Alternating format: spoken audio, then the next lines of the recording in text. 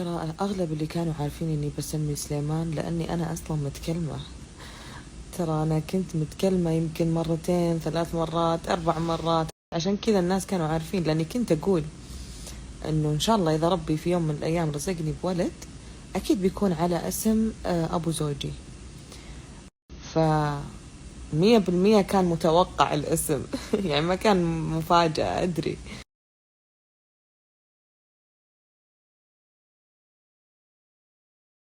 طبعا هذا الموضوع اللي أخذ معاي شهور استعدادات.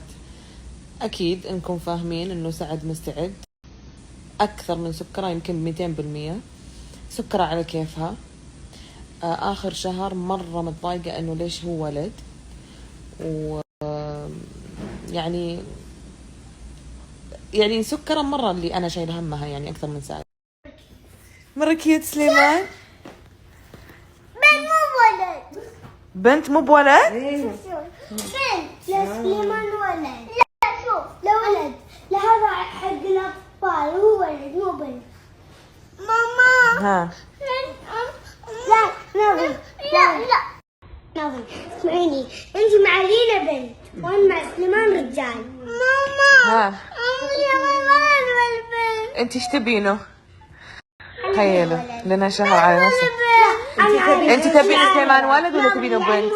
يعني هو نص البنت وولد. يعني بسم الله على ولدي. كذا. يلا بدك تشيلي انت. حطي في حضنك، حطي في قلبك. هي تبي بالكلام. ايش في قلبك؟ عندي كلام عشان انا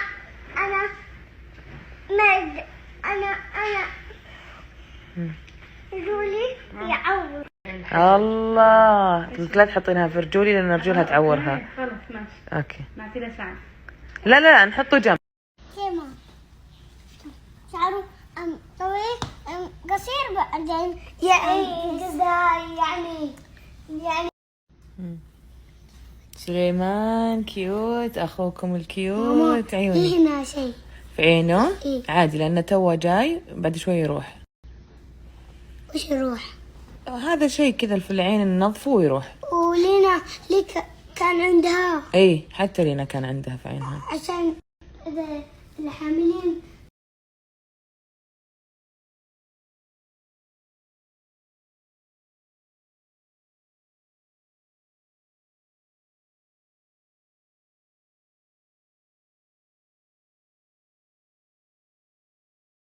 تخيلوا أمس نجلة أختي تسألني هذا السؤال.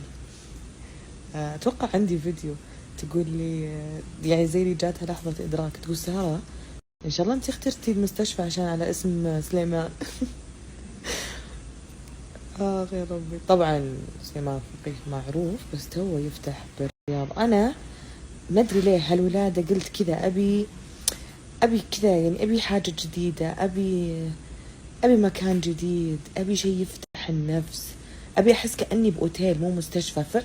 فعلا هذا الشعور اللي حسيته. ما شاء الله ما شاء الله لا قوة إلا بالله. يعني مستشفى دكتور سليمان فقيه يعني نقلة نوعية في تجربتي أنا كسارة يعني.